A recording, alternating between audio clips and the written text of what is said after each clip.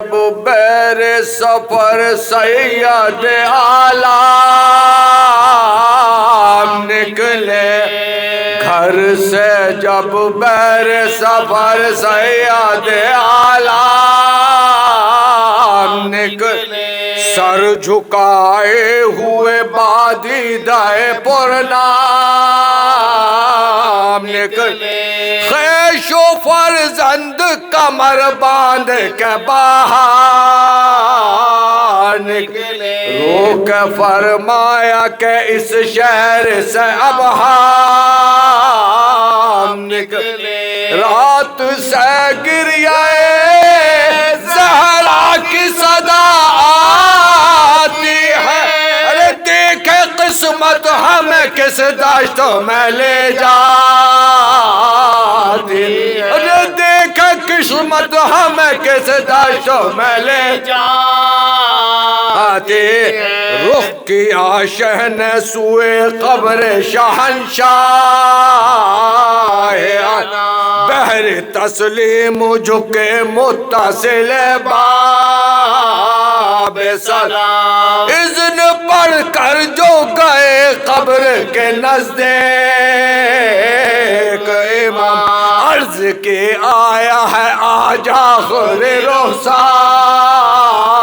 کو، عرض کی آیا ہے آج آخر رخصت کو، یہ مکان ہم سے اب شاہ زمن چھوڑتا ہے، آج حضرت کے نواسے سے وطن چھوڑتا ہے، آج حضرت کے نواسے سے وطن چھوڑتا ہے، چین سے سب ہے گھروں میں مجھے ملتا نہیں چین، سخت آفت میں ہے اب آپ کا یہ نور، ٹکڑے دل ہوتا ہے جب رو کے حرم کاٹتے ہیں، ننھے بچوں کو بھلا لے کے کدھر جائے حسین، ارے ننھے بچوں کو بھلا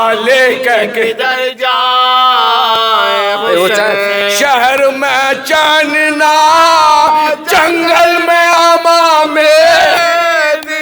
ارے شہر میں چین نہ جنگل میں امام، ارے دیکھیے قبر مسافر کو کہاں ملتی ہے، دیکھیے قبر مسافر کو کہاں ملتی ہے، ارے دیکھیے قبر مسافر کو کہاں ملتی ہے، اب میرے سر کے لیے تیز ہوئے ہیں خنجر، اب میرے سر کے لیے تیز ہوئے ہیں خنجر، اہل کی شر پہ کمر باندھے ہیں اہل کی شر پہ کمر باندھے ہیں یا خیر بشر، ارے آپ نے دی تھی اسی روز کے اماں کو خبر، والدہ روئی تھی 2 روز تلک پیٹ کے سر، والدہ روئی تھی 2 روز تلک پیٹ کے سر، اس نواسے کو مگر بھول نہ جانا، ارے صبح کے وقت مدد کرنے کو آنا،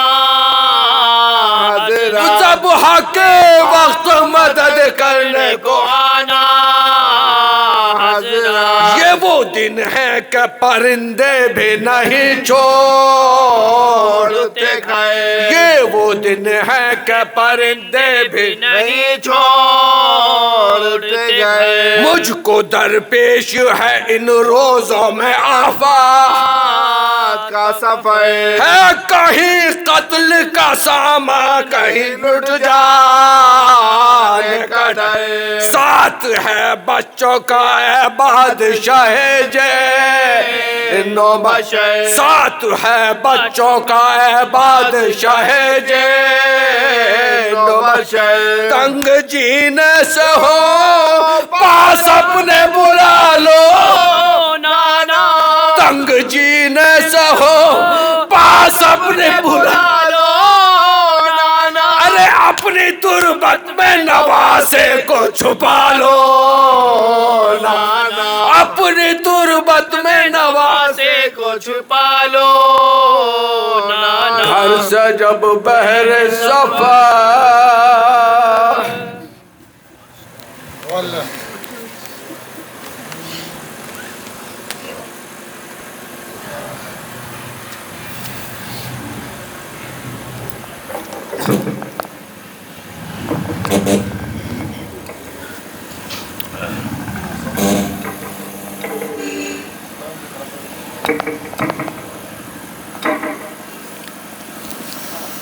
چار مصرے ملاحظہ ہوں صلوات پڑھیں آپ لوگ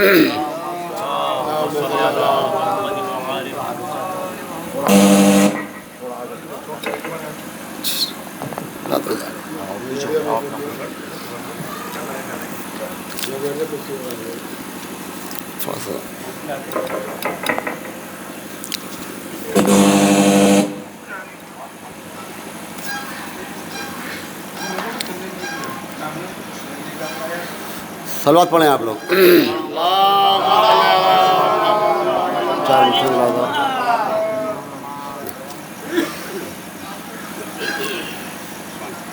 اے ضمیر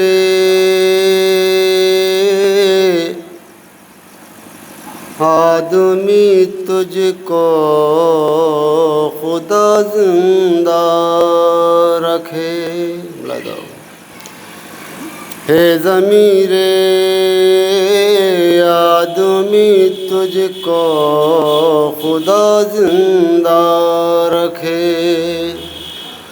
وہ کہاں مرتے ہیں جن کو کربلا زندہ رکھے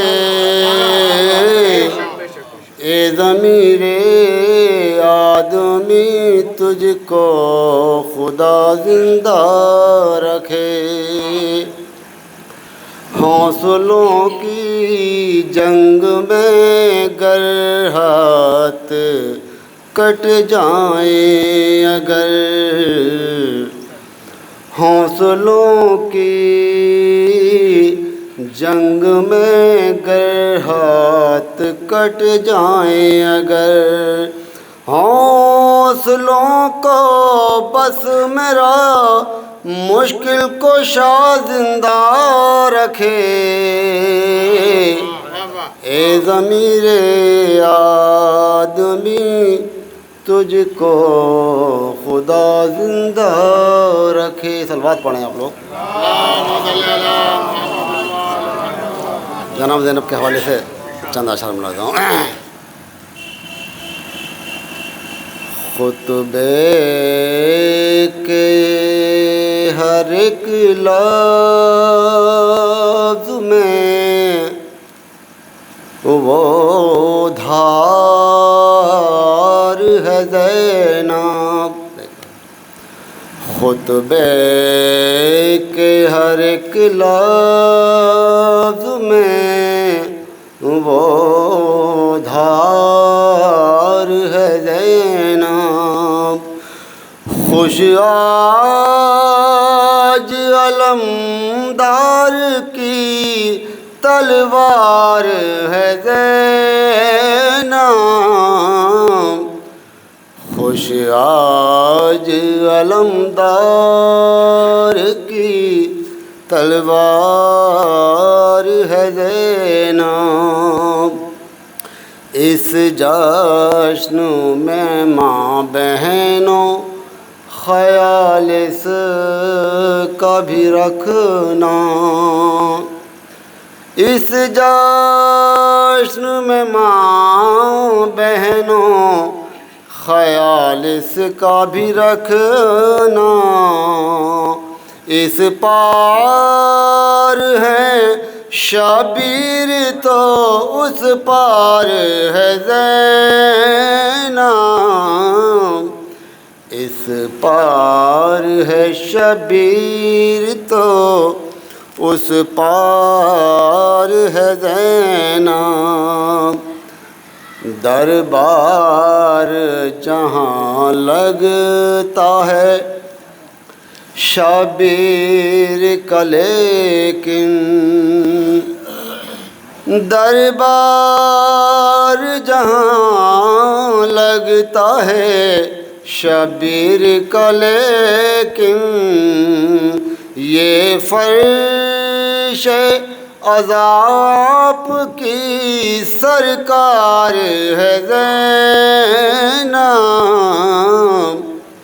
یہ فرش عذاب کی سرکار ہے زینب، زہرا کی رضا ہوگی مگر بانٹیں گی بی بی، زہرا کی رضا ہوگی مگر بانٹیں گی بی بی، حسنین کی جنت کی زمیندار ہے زینب، حسنین کی جنت کی زمیندار ہے زینب، آئی ہیں اسی خیمے میں عابد کو بچانے، آئی ہیں اسی خیمے میں عابد کو بچانے، نبیوں کا ٹھہرنا جہاں دشوار ہے زینب، زینب کا آئے ہیں اسی خیمے میں عابد کو بچانے، آئی ہیں اسی خیمے میں عابد کو بچانے، نبیوں کا ٹھہرنا جہاں دشوار ہے زینب۔ اور آپ اس شعر دیکھیں، سردار ملائک جسے کہتا ہے زمانہ، سردار ملائک جسے کہتا ہے زمانہ، وہ آپ کے بابا کا نمک خوار ہے زینب، وہ آپ کے بابا کا نمک خوار ہے زینب، خطبے کے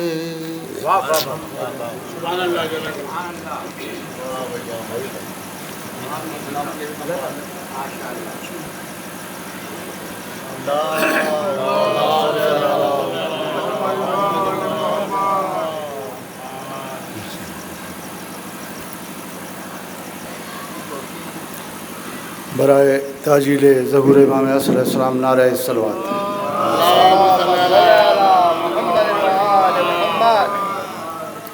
عرض کر رہا ہوں کہ قبول ہوتی ہے اس واسطے دعا زینب، قبول ہوتی ہے اس واسطے دعا زینب، دعا میں دیتا ہوں میں تیرا واسطہ زینب،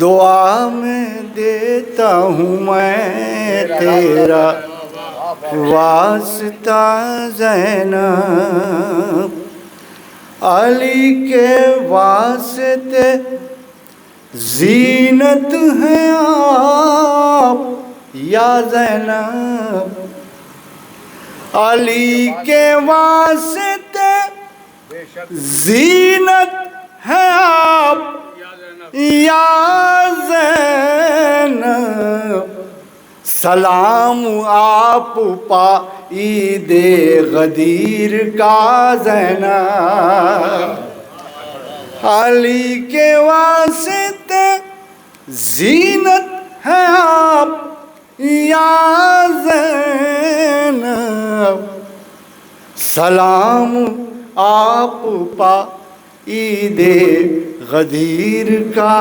زینب، جو آپ ثانیہ زہرا ہیں سیدہ زینب، جو آپ ثانیہ زہرا ہیں سیدہ زینب، ردا بھی آپ کی ہے ثانیہ کسا زینب،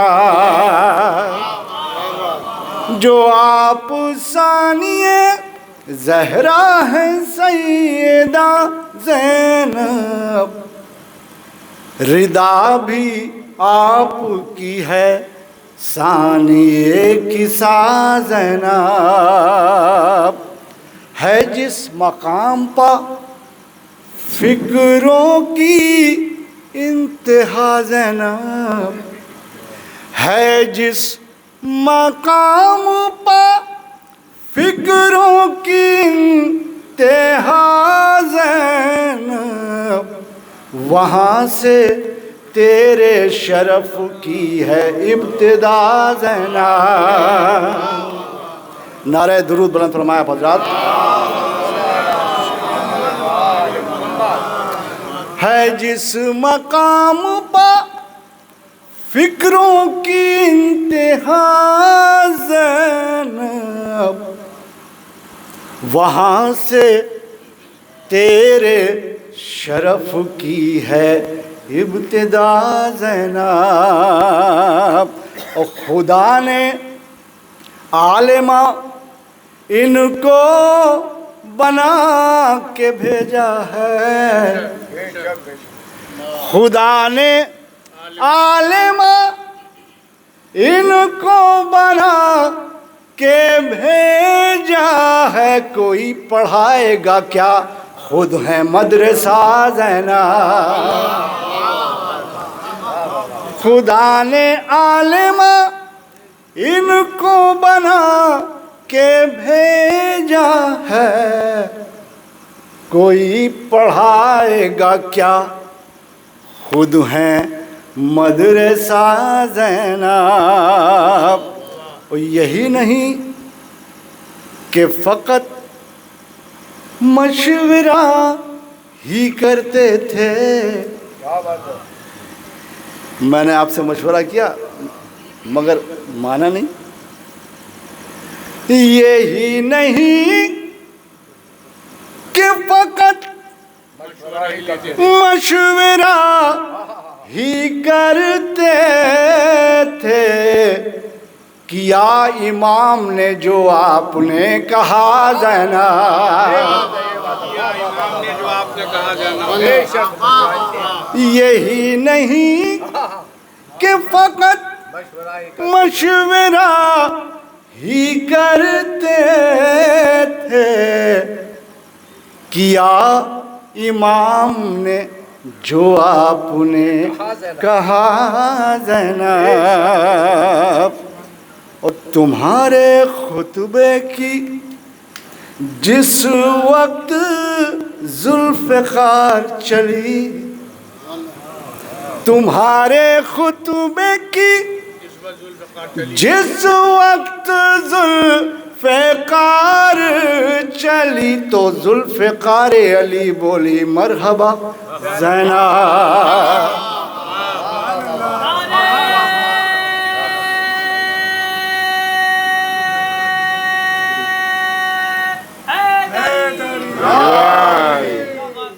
تمہارے خطبے کی جس وقت ذوالفقار چلے تو ذوالفقار علی بولی مرحبا زینب. جہاں میں مقصد سرور ہے آپ کا ممنون، جہاں میں مقصد سرور ہے آپ کا ممنون، عزائے شاہ بھی کہتی ہے شکریہ زینب. بے شک بے شک. جہاں میں مقصد سرور ہے آپ کا ممنون، عزائے شاہ بھی کہتی ہے شکریہ زینب. اور تمہارے بھائیوں کو میں عزیز رکھتا ہوں. دوسرے مصرے میں دعوے کی دلیل بھی سماعت فرمائیے گا کہ تمہارے بھائیوں کو میں عزیز رکھتا ہوں، ہے میرے گھر میں علم اور تازیہ زینب.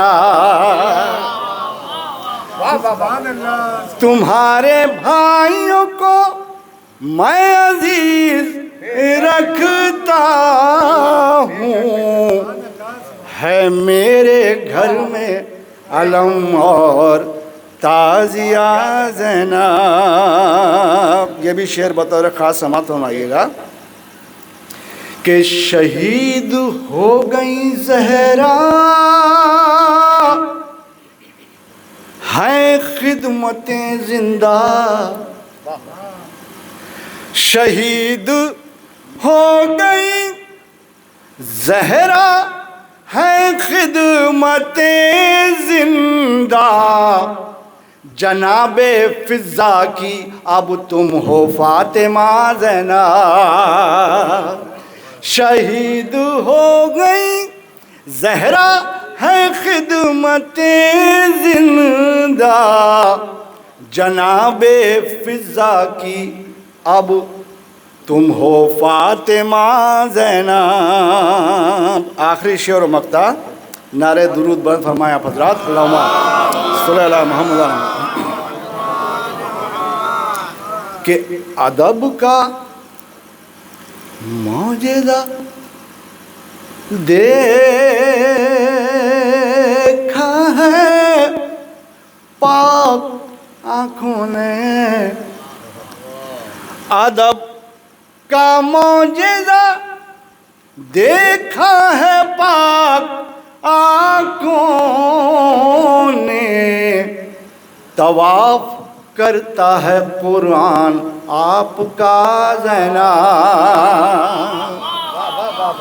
ادب کا معجزہ دیکھا ہے پاک آنکھوں نے، طواف کرتا ہے قرآن آپ کا زینب.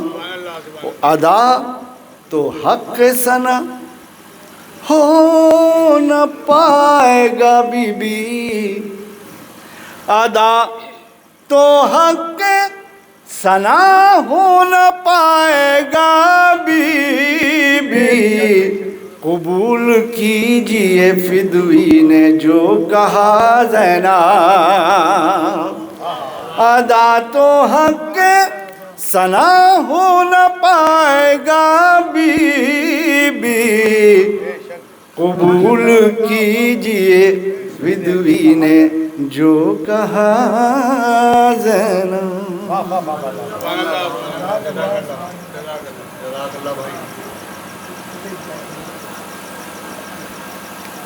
بسم اللہ.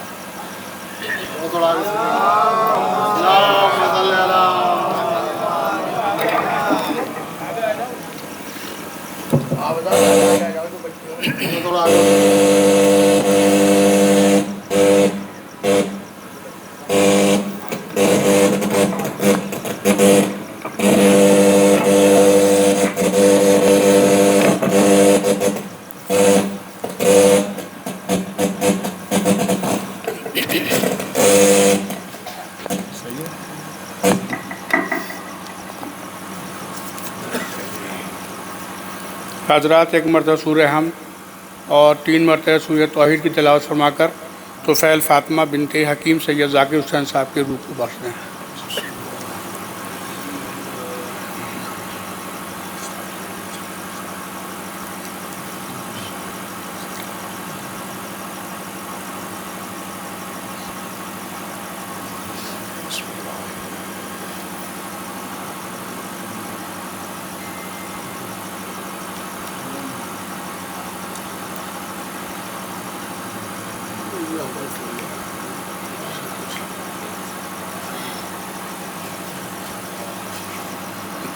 فاتحہ۔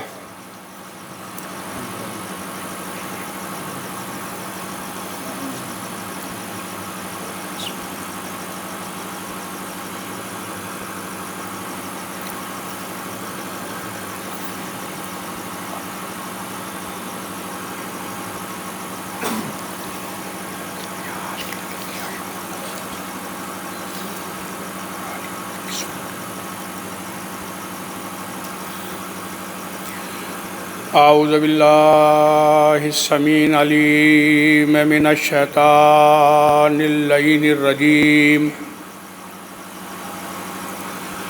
بسم اللہ الرحمن الرحیم، الحمدللہ الذی ہدانا لہذا وما کننا لنہتدی لولا ان ہدانا اللہ، لقد جاءت رسل ربنا بالحق، والصلاة والسلام والتحیۃ والاکرام علی سید اصل ما فی الوجود سر اللہ فی کل موجود، نقطۃ دائرۃ الوجود صاحب لواء الحمد والمقام المحمود، مولا و مولا الثقلین جد الحسن والحسین ابی القاسم محمد وعلى آلہ الطیبین الطاہرین المعصومین، اما بعد فقد قال اللہ تعالی وتبارک فی کتابہ المبین وہو اصدق الصادقین وقولہ الحق، بسم اللہ الرحمن الرحیم، فانتظروا انی معکم من المنتظرین، صلوات بر محمد و آل محمد۔ مولانا کمیلی صاحب آگے تشریف لائیے، جگہ آگے آگے۔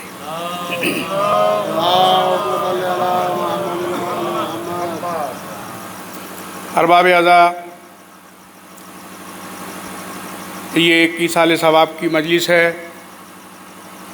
میری عزیزہ مومنہ ذاکرہ کے ایصال ثواب کی یہ مجلس ہے،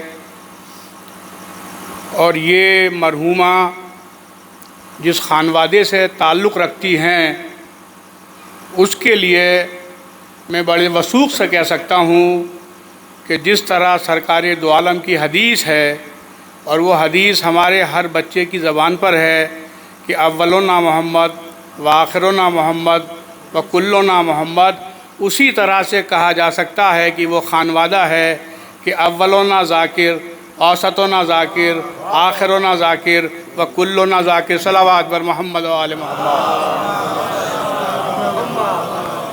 عزیزان محترم، سب اس خانوادے میں ذاکر ہی ذاکر ہیں اور عالمی شہرت یافتہ ذاکرین ہیں۔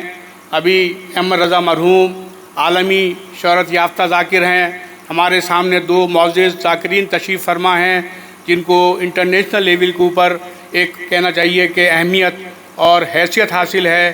تو عزیزان محترم، یہ چونکہ ایصال ثواب کی مجلس ہے، لیکن میرے لیے تھوڑا سا دشوار یہ ہے کہ یہ مہینہ ایک مخصوص مہینہ ہے، اور اگر اس مہینے کی مناسبت کا خیال نہ رکھا گیا تو میں یہ سمجھتا ہوں کہ وہ مہینے کا حق ادا نہیں ہوگا. یہ مہینہ ہمارے امام سے منسوب ہے، بلکہ میں الفاظ بدل دوں کہ یہ وہ مہینہ ہے، یہ وہ ماہ شعبان ہے جو کربلا والوں سے منسوب ہے. اس میں جتنے افراد پیدا ہوئے ہیں زیادہ تر کا تعلق جو ہے وہ کربلا سے ہے. جناب زینب کا تعلق، جناب قاسم کا تعلق، جناب علی اکبر کا تعلق، خود مظلوم کربلا کا تعلق، اور جس امام کی ابھی ولادت کی تاریخ گزری ہے اس کا بھی تعلق جو ہے وہ کربلا سے ہے، اس لیے کہ وہ منتقم خون حسین ہے. وہ منتقم خون حسین ہے، وہی خون حسین کا انتقام لینے والے ہیں. تو اسی مناسبت سے میں نے آپ کے سامنے جس آیت کریمہ کو پیش کیا ہے اس میں اعلان ہو رہا ہے کہ فانتظروا انی معکم من المنتظرین، میں بھی انتظار کر رہا ہوں اور تم بھی انتظار کرو. عزیزان محترم، ماہ شعبان کی ایک اور خصوصیت ہے، اور وہ خصوصیت یہ ہے کہ اس مہینے میں ولادت تو ہے لیکن کوئی شہادت نہیں ہے. 12 مہینوں میں آپ تجزیہ کر کے دیکھ لیجئے، ربیع الاول سے لے کر آخری مہینے تک، ان 12 مہینے میں واحد مہینہ شعبان کا وہ مہینہ ہے جس میں ولادت ہے، شہادت نہیں ہے. اور 12 مہینوں میں ایک مہینہ محرم کا ایسا ہے کہ جس میں شہادت ہے، ولادت نہیں ہے. توجہ چاہوں گا، یعنی سفر میں بھی ہمارے اور آپ کے ساتھ میں امام کی ولادت ہے، لیکن محرم وہ مہینہ ہے جس میں کوئی ولادت نہیں ہے، اور شعبان وہ مہینہ ہے کہ جس میں کوئی شہادت نہیں ہے. شاید معلوم یہ ہو رہا ہے، میرا دل کہتا ہے کہ ان دونوں مہینوں کا تعلق امام حسین سے ہے. شعبان میں حسین پیدا ہوئے ہیں اور محرم میں امام کی شہادت ہوئی ہے. قدرت بتانا چاہتی ہے کہ جس مہینے میں حسین کی خوشی ہوگی وہاں کوئی غم نہ ہوگا، اور جس مہینے میں حسین کا غم ہوگا وہاں کوئی خوشی نہیں ہوگی. صلوات بر محمد و آل محمد.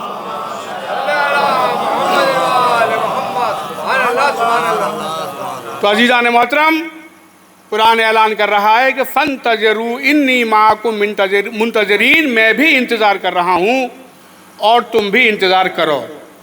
اور پورے قرآن مجید کا اگر مطالعہ کیا جائے تو 3 مقام ایسے ہیں کہ جس میں جو حکم بندوں کو دیا جا رہا ہے اس میں باقاعدہ اللہ بھی شریک ہے. اگر ہمیں حکم دیا گیا انتظار کا تو کہا گیا تم بھی انتظار کرو، میں بھی انتظار کر رہا ہوں. دوسرا موقع کون سا ہے؟ ان اللہ و ملائکتہ یصلون علی النبی یا ایھا الذین آمنوا صلوا علیہ وسلموا تسلیما. صلوات بر محمد و آل محمد. اللہ اور اس کے ملائکہ اپنے نبی پر درود بھیجتے ہیں. اے ایمان والو، تم بھی ان پر درود بھیجو اور سلام کرو جو حق کے سلام ہے. یہ 2 باتیں ہو گئیں، یعنی انتظار بھی کرو، میں بھی انتظار کر رہا ہوں، درود ہم بھی پڑھ رہے ہیں، تم بھی درود پڑھو. تیسرا موقع اور ہے کہ جو لوگ، یہ سورہ بقرہ کی آیت ہے جس کا میں ترجمہ کر رہا ہوں، کہ جو لوگ اللہ کی کھلی ہوئی نشانیوں کو چھپاتے ہیں اللہ بھی ان سے بیزاری کرتا ہے، اور بیزاری کرنے والے بھی ان سے بیزاری کرتے ہیں. صلوات بر محمد و آل محمد. تو عزیزان محترم، یہ مہینہ ہمارے امام سے منسوب ہے، امام کی ولادت کی تاریخ ہے، اور تقریباً 70% جو امام کے ظہور کی علامات ہیں وہ ظہور پذیر ہو چکی ہیں. کچھ ابھی علامتیں باقی ہیں، وقت بہت قریب ہے کہ وقت کا امام ظہور کرنے والے ہیں. عزیزان محترم، اس سلسلے میں ایک حوالہ دینا چاہوں گا. شاہ عبدالعزیز محدث دہلوی بہت ہی پائے کے عالم گزرے ہیں، اور ان کی مشہور و معروف کتاب ہے سر الشہادتین. اس میں انہوں نے ایک اچھی بات کہی ہے، اور انہوں نے یہ کہا ہے کہ جو خصوصیات، جو فضیلتیں 1,23,999 نبیوں میں پھیلی ہوئی تھیں، وہ تمام فضائل جو ہیں مرسل اعظم میں نقطۂ کمال پر پائے جاتے ہیں. یہ انہوں نے باقاعدہ اس کی تمہید بنائی، یعنی جتنی اور نبوتوں میں خوبیاں پائی جاتی ہیں، صفات پائے جاتے ہیں، فضائل پائے جاتے ہیں، وہ تمام فضائل مرسل اعظم میں کمال کی منزل میں پائے جاتے ہیں۔ انہوں نے مثالیں بھی دیں، اور اب اس کے بعد میں لکھتے ہیں شاہ صاحب کہ اگر آدم علم میں افضل، اگر آدم جو ہیں علم میں افضل ہیں تو محمد جو ہیں وہ علم کا نقطۂ کمال ہیں۔ اگر نوح کے یہاں تقویٰ پایا جاتا ہے تو سب سے بڑے صاحب تقویٰ جو ہیں وہ محمد ہیں۔ اگر موسیٰ میں ہیبت پائی جاتی ہے تو سب سے بڑے صاحب ہیبت جو ہیں وہ محمد ہیں۔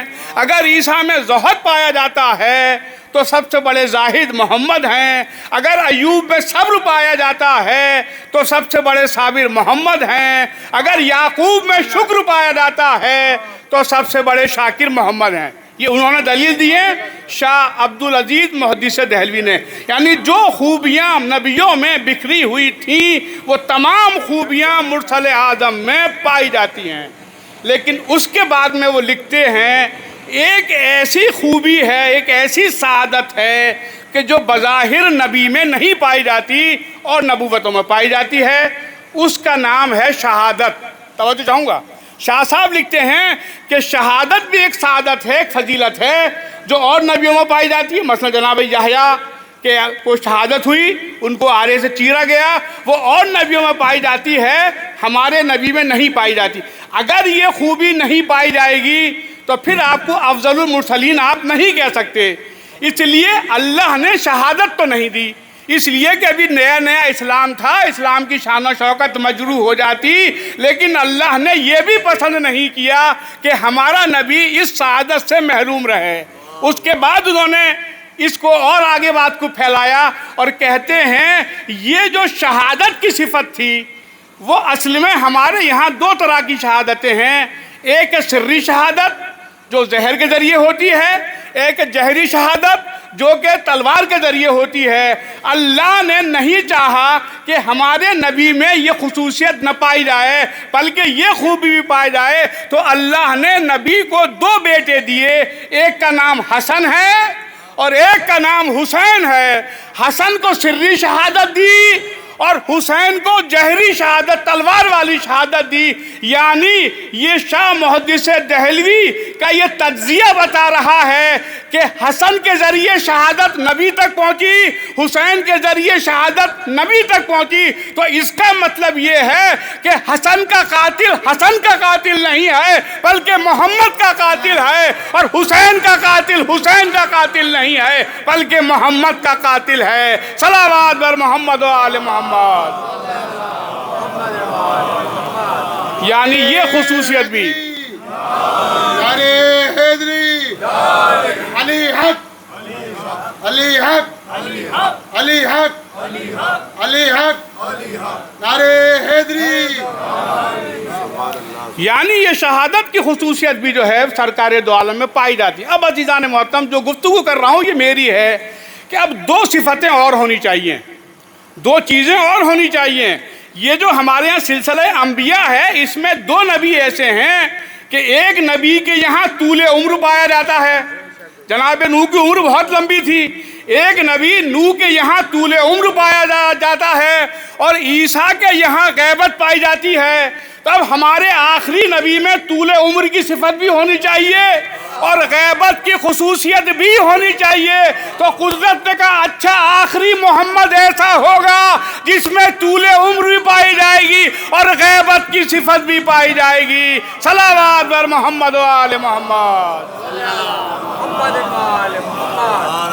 اور عزیزان محترم یہ معرفت کی منزلیں ہیں، صحیح معنی میں اپنے امام کی معرفت حاصل کریں۔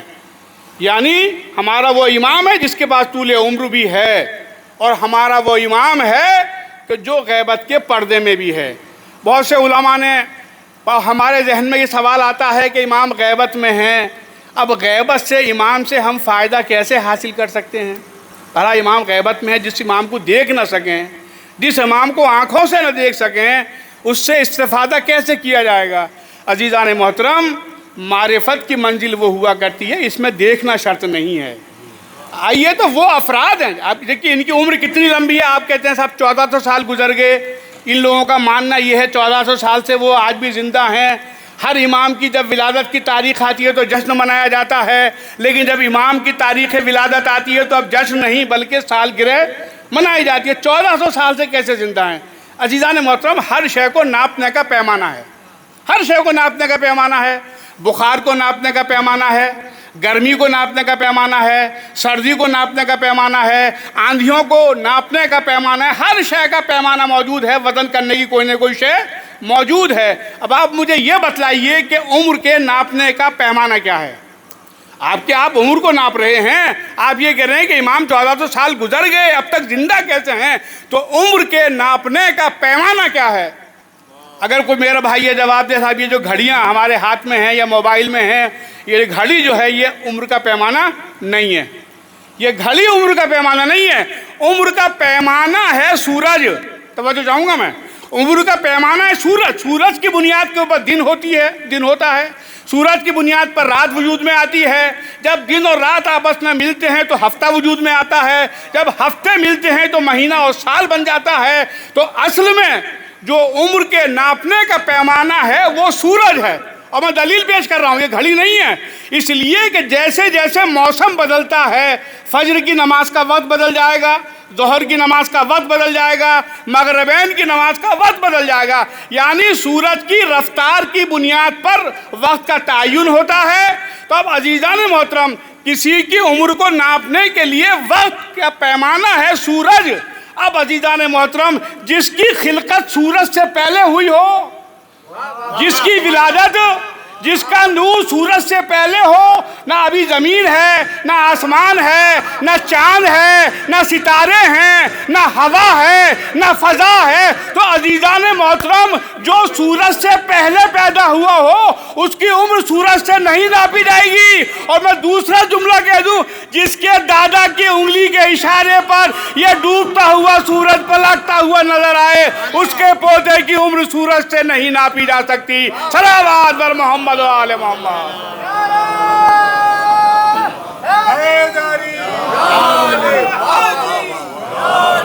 اب عزیزان محترم، امام کی معرفت کیسے حاصل ہو، یہ بہت بڑا اہم مسئلہ ہے، اور ہمارے ڈاکٹر عباس علی صاحب برابر اس پر گفتگو کرتے رہتے ہیں، سیمینار میں جاتے رہتے ہیں اور روشنی ڈالتے ہیں کہ معرفت امام کیسے حاصل کی جائے۔ اور آپ یہ واقعات برابر سنتے ہیں کہ امام برابر مدد کر رہے ہیں۔ امام فرماتے ہیں کہ میں ہر لمحہ اپنے چاہنے والوں کی مدد کر رہا ہوں، لیکن میرے چاہنے والے مجھے بھول بیٹھے ہیں، اور فرماتے ہیں کہ اگر میری مدد شامل حال نہ ہو تو ان کا حال ایسا ہو جائے جیسے دو پاٹوں کے درمیان گیہوں کا دانہ ہوتا ہے۔ ہر لمحہ امام کی نظر میں آپ ہیں، امام کی مدد آپ کے شامل حال ہے، لیکن ہم امام کو صحیح معنی میں پہچان نہیں پا رہے ہیں، امام کی معرفت ہم کو حاصل نہیں۔ اس کا سبب کیا ہے؟ توجہ چاہوں گا، اہل علم کا مجمع ہے۔ دیکھیے، کسی چیز کی مکمل معرفت حاصل کرنے کے لیے دو چیزوں کا ہونا ضروری ہے، ایک ہے شخص اور دوسرے ہے شخصیت۔ اگر دونوں چیزیں ہیں، شخص بھی سامنے ہے، شخصیت بھی سامنے ہے، تو معرفت حاصل ہو جائے گی۔ اور اگر شخص موجود ہے، شخصیت نہیں ہے، تو معرفت مکمل نہیں ہو سکتی۔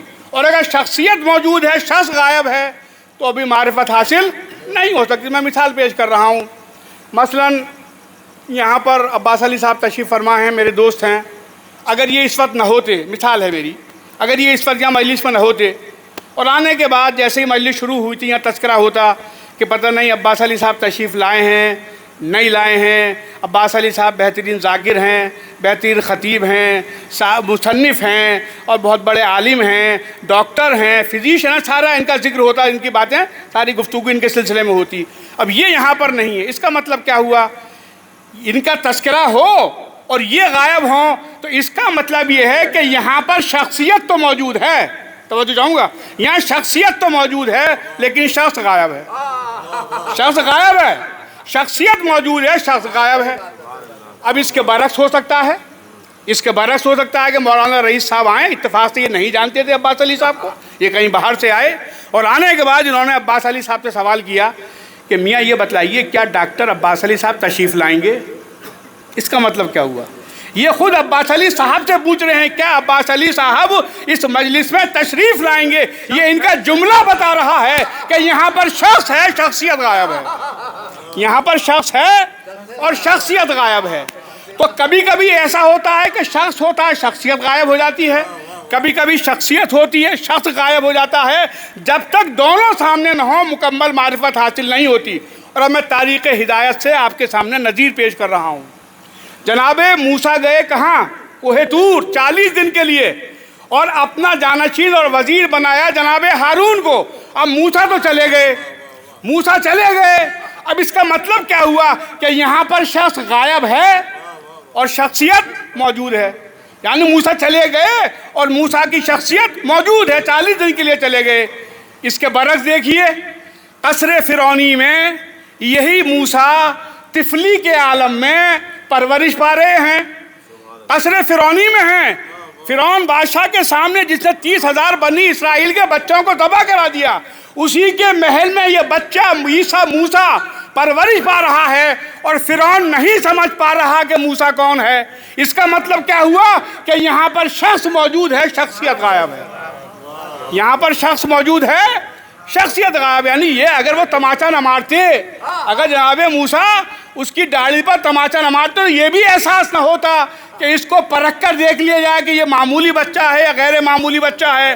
تو عزیزان محترم یہ دونوں نمونے آپ کے سامنے ہیں کہ جب کوہ طور پر گئے تھے تو شخص غائب تھا, شخصیت موجود تھی. جب قصر فرعونی میں یہ بچہ پرورش پا رہا تھا تو شخص موجود تھا اور شخصیت غائب تھی. عزیزان محترم بس یہی وجہ ہے کہ جب ایک چیز غائب ہو جاتی ہے تو ہم پوری طرح سے معرفت حاصل نہیں کر سکتے.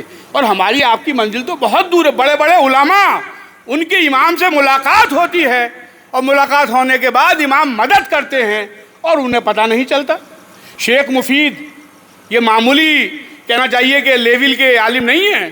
ان کو جو کچھ کہا جائے, آیت اللہ کہا جائے, علامہ کہا جائے, وہ سب ان کے. شیخ مفید یہ وہ تھے جو امام سے باقاعدہ اپنے مسائل معلوم کر لیا کرتے تھے, مولا علی سے لکھ کر پرچہ بھیجتے تھے, مولا کی قبر سے جواب آ جاتا تھا. شیخ مفید.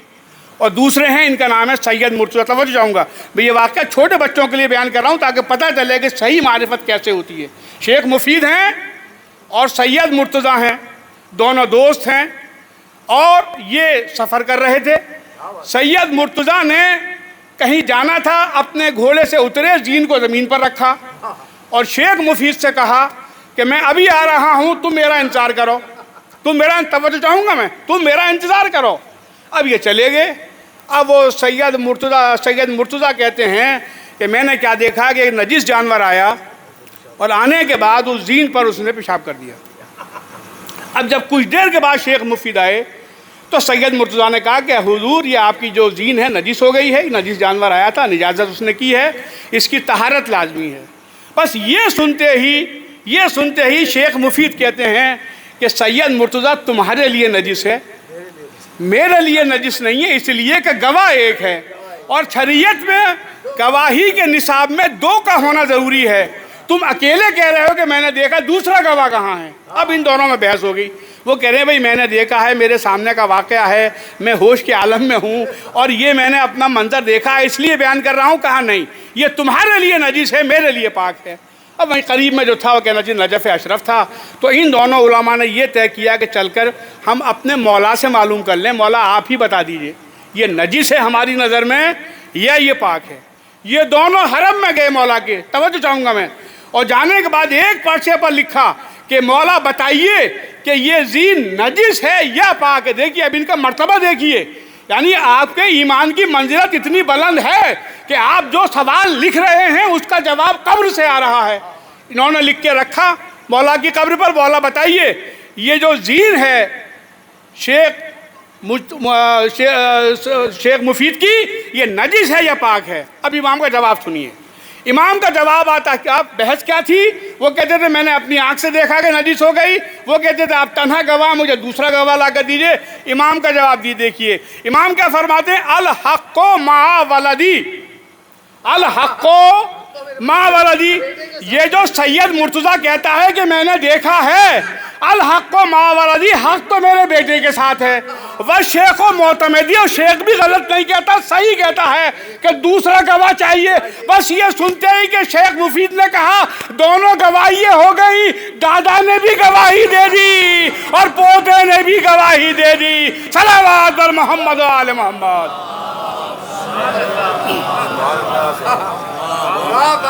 یہ ہے امام کی معرفت، امام کا جواب۔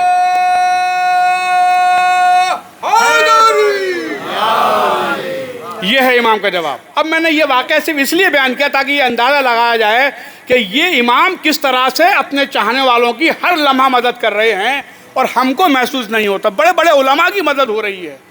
یہی شیخ مفید ہیں، ان کا باقاعدہ کہنا چاہیے کہ گھر کا دروازہ کھلا ہوا ہے، صبح سے شام تک لوگ آتے ہیں مسائل پوچھنے کے لیے۔ دیکھا کہ پورا کہنا چاہیے ایک بہت بڑا کہنا جمع غفیر ہے کہ ایک شخص آیا، ایک جوان آیا، اور جوان نے آنے کے بعد میں کہا شیخ میرا مسئلہ بڑا اہم ہے، پہلے مجھے جواب دے دیجیے۔ یہ آگے گیا باقاعدہ مجمع کو چیرتا ہوا اور جانے کے بعد میں شیخ سے کہتا ہے شیخ میرا مسئلہ یہ ہے کہ ایک حاملہ عورت کا انتقال ہو گیا ہے، بچہ مکمل ہے، زندہ ہے، اور وہ عورت جو ہے وہ مردہ ہے۔ یہ بتائیے کہ کیا پیٹ چاک کر کے زندہ بچے کو نکال لیں یا اس عورت کو میں زندہ بچے کے دفن کر دیں؟ شیخ نے فوراً جواب دیا کہ بھائی میرا نظریہ یہ کہتا ہے کہ پیٹ چاک کرنے میں مردے کو اذیت ہوگی، اس لیے میں بچے کے اس عورت کو دفن کر دوں۔ جواب دے دیا۔ اب یہ چلے، انہوں نے جانے کے بعد میں میت کے وارث سے کہا کہ شیخ کا جواب یہ ہے کہ میت کو تکلیف ہوگی، پیٹ چاک نہ کیا جائے۔ اب جیسے ہی سب تیاریاں ہو گئیں، بس جیسے قبر میں اتارنے کی باری آئی تو ایک نوجوان دوڑتا ہوا آیا، اور آنے کے بعد کا جملہ سنیے، وہ آنے کے بعد میں کہتا ہے کہ مجھے شیخ مفید نے بھیجا ہے، مجھے شیخ مفید نے بھیجا ہے، اور انہوں نے کہا ہے کہ اب میرے نظریے میں تبدیلی ہو گئی ہے، میت کا پیٹ چاک کر کے زندہ بچہ نکال لیا جائے اور مردہ عورت کو دفن کر دیا جائے۔ بس فوراً پیٹ چاک کیا اور زندہ بچے کو نکال لیا، میت کو دفن کر دیا۔ کسی کو احساس بھی نہیں ہوا کہ معاملہ کیا ہوا۔ کچھ دن کے بعد جب یہ بچہ 4-5 سال کا ہوا اور سب لوگ یہ بات کہہ رہے تھے اگر شیخ مفید اپنا مسئلہ نہ بدلتے تو یہ بچہ ابھی ماں کے ساتھ دفن ہو جاتا، اس کی زندگی جو ہے وہ شیخ کا مسئلہ بدلنے کے نتیجے میں ہے، اس لیے اب اس کی بسم اللہ شیخ سے پڑھوائی جائے۔ وہ سب لوگ آئے اور آنے کے بعد شیخ مفید کے پاس پہنچے اور کہتے ہیں کہ شیخ یہ وہی بچہ ہے کہ اگر آپ مسئلہ نہ بدلتے تو یہ بچہ بھی آج دنیا میں موجود نہ ہوتا۔ تو شیخ مفید نے سوال کیا کہ معاملہ کیا ہے، تب بتلایا پورا واقعہ کہ ایسے ایسے اس کی ماں کا انتقال ہو گیا تھا، بچہ زندہ تھا، آپ سے مسئلہ معلوم کیا، آپ نے کہا کہ میت کو تکلیف ہوگی اس لیے میں زندہ بچے کی عورت کو دفن کر دو، ہم ایسا کرنا چاہ رہے تھے، پھر آپ نے ایک جوان کو بھیجا، اس جوان نے آپ کے حوالے سے کہا کہ شیخ مفید نے نظریہ بدل دیا ہے، بچے کو پیٹ چاک کر کے نکالا جائے، مردہ عورت کو دفن کر دیا جائے۔ یہ وہی بچہ۔ بس جیسے ہی سنا تو شیخ مفید چند لمحوں کے لیے بالکل خاموش بیٹھ گئے، اور اس کے بعد کہتے ہیں کہ میں تو آج بھی اسی مسئلے پر باقی ہوں، میں تو آج بھی اسی نظریے کا حامل ہوں کہ میت کا پیٹ چاک کرنے سے میت کو اذیت پہنچے گی۔ یہ میں نے کب کہا کہ پیٹ چاک کر کے زندہ بچے کو نکال لو؟ ہو نہ ہو وہ میرے وقت کا امام تھا، میں نے غلط مسئلہ بیان کیا اور میرے امام نے میرے مسئلے کی اصلاح کر دی۔ بس اب اس کے بعد میں بات آئی گئی ہو گئی، انہوں نے اب سوچا کہ اب مسائل کے بیان کرنے میں مجھ سے غلطی ہونے لگی ہے، اب میرا دروازہ آج کے بعد نہیں کھلے گا، اب میں مسائل نہیں بیان کروں گا، اب میں عمر کی اس منزل پر ہوں کہ مجھ سے غلطیاں سرزد ہونے لگی ہیں۔ انہوں نے تمام دن دروازہ نہیں کھولا، تب جیسے ہی رات میں خوابگاہ میں پہنچے اور سو گئے تو انہوں نے کیا دیکھا کہ امام تشریف لائے ہیں، اور امام نے سوال کیا کہ شیخ مفید تم نے مسائل بیان کرنے کیوں بند کر دیے، تم نے اپنا دروازہ کیوں بند کر دیا، سائل باہر کھڑے ہوئے ہیں؟ تو شیخ مفید کہتے ہیں مولا مجھ سے بیان کرنے میں، مسائل بیان کرنے میں غلطیاں ہونے لگی ہیں، میں نہیں چاہتا کوئی اور غلطی مجھ سے دہرائی جائے۔ امام فرماتے ہیں سنو، غلطیاں کرنا تمہارا کام ہے، اصلاح کرنا ہمارا کام ہے۔ صلوات بر محمد و آل محمد۔ تو عزیزان محترم دیکھیے اس طرح سے امام کی مدد جو ہے شامل حال رہتی ہے، برابر امام مدد کرتے رہتے ہیں۔ اور میں تاریخ پر نظر ہے آپ سب لوگوں کی، ایسے تاریخ میں افراد موجود ہیں جن کی معرفت کا پیمانہ اتنا بلند تھا کہ شخص بھی موجود تھا، شخصیت بھی موجود تھی. جبھی دیکھنے والے نے کہا کہ میں نے امام کو خانہ کعبہ میں حجر اسود کا بوسہ لیتے ہوئے دیکھا، میں نے امام کو طواف کرتے ہوئے دیکھا، میں نے امام کو سعی کرتے ہوئے دیکھا، میں نے امام کو طواف کرتے ہوئے دیکھا. صلوات بر محمد و آل محمد. تو عزیزان محترم، اس انداز سے امام کی معرفت حاصل کی جائے. اور آج کے زمانے میں جو یہ سوال کیے جاتے ہیں کہ یہ امام غیبت کے پردے میں رہ کر، نظروں سے دور رہ کر ہماری اور آپ کی مدد کیسے کر سکتے ہیں، اگر یہ سوال 50 سال پہلے ہوا ہوگا تو وہاں تک تو صحیح تھا، لیکن آج کے زمانے میں یہ سوال جو ہے اپنی کوئی حیثیت نہیں رکھتا کہ غیبت کے پردے میں رہ کر بھی ہدایت ہو سکتی ہے. یعنی وہ زمانہ چلا گیا کہ جب کہنا چاہیے یہ سوچا جا سکتا. اب میں آپ سے ایک سوال کر رہا ہوں، میرے محترم بزرگ افراد بھی یہاں موجود ہیں، نوجوان بچے بھی ہیں. اگر آج سے 50 سال پہلے یہ آپ سے کہا جاتا کہ صاحب کہنا چاہیے کہ ایک چھوٹا سا آلہ ہوگا جس کا نام موبائل ہوگا، اس میں ساری چیزیں موجود ہوں گی، اس میں ٹیپ ریکارڈ بھی ہوگا، اس میں گھڑی بھی ہوگی، اس میں VCR بھی ہوگا، اس میں VCP بھی ہوگا، اس میں کیمرہ بھی ہوگا، اس میں لائٹ بھی ہوگی، اس میں میموری بھی ہوگی، ساری چیزیں جتنی بھی ہو سکتی ہیں یہ راستہ بھی بتائے گا، رہنمائی بھی کرے گا، اس میں ہیں. کوئی یقین نہیں کرتا. 50 سال پہلے اگر یہ کہا جاتا تو کوئی یقین نہیں کرتا.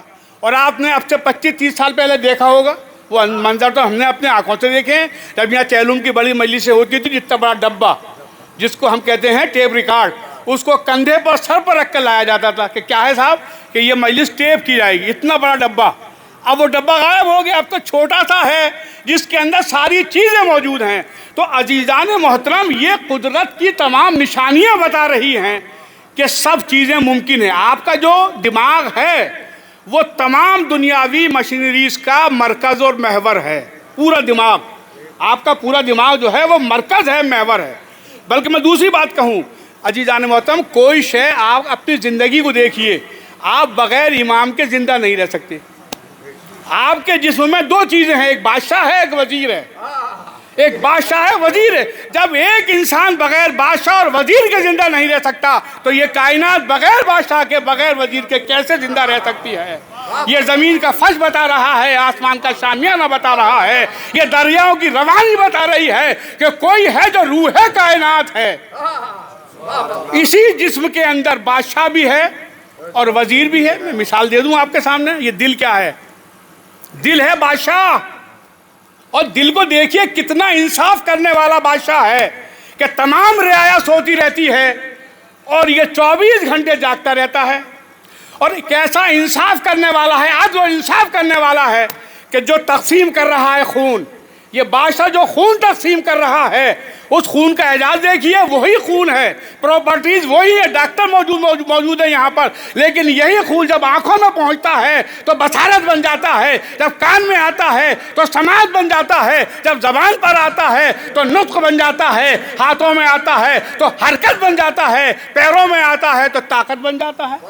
یہ بانٹنے والے کے ہاتھ کا اعجاز ہے. خون ایک ہے، پراپرٹیز ایک ہیں، اس کے اجزاء ایک ہیں، لیکن جہاں پہنچتا ہے ویسی ہی صفت اختیار کر لیتا ہے. بس عزیزان محترم، اسی طرح سے ہمارا امام ہے کہ دعوت سولت الحیدریہ جس کی سولت حیدر جیسی ہوگی، عصمت الفاطمیہ جس کی عصمت شہزادی فاطمہ جیسی ہوگی، حلم الحسنیہ جس کا حلم امام حسن جیسا ہوگا، شجاعت الحسینیہ جس کی شجاعت حسین جیسی ہوگی، عبادت السجادیہ جس کی عبادت سجاد جیسی ہوگی، معاصر الباقریہ جس کے معاصر باقر جیسے ہوں گے، وآثار الجعفریہ اور جس کے آثار جو ہیں امام جعفر جیسے ہوں گے، وعلوم الکاظمیہ جس کے علوم امام کاظم جیسے ہوں گے. یہ تمام خوبیاں اس امام میں پائی جاتی ہیں.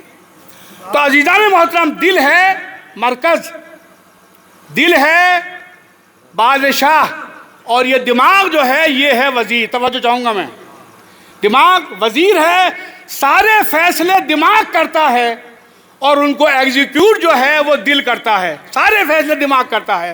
لیکن ابھی مولانا رئیس کہہ سکتے ہیں صاحب یہ آپ نے الٹا کہہ دیا کہ یہ دل جو ہے وہ کہنا چاہیے بادشاہ ہے اور دماغ جو ہے وہ وزیر ہے.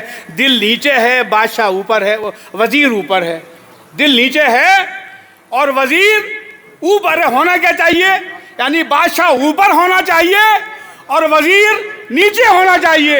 عزیزان محترم، جو دنیاوی بادشاہ ہوتے ہیں وہ اوپر ہوتے ہیں، جو دنیاوی وزیر ہوتے ہیں وہ نیچے ہوتے ہیں، لیکن جو قدرت کا بادشاہ ہوتا ہے وہ نیچے ہوتا ہے، جو قدرت کا وزیر ہوتا ہے وہ بلند ہوتا ہے۔ اگر یقین نہ آئے تو بت شکنی کے وقت دیکھو، نیچے بادشاہ ہے، اوپر علی بت توڑ رہا ہے۔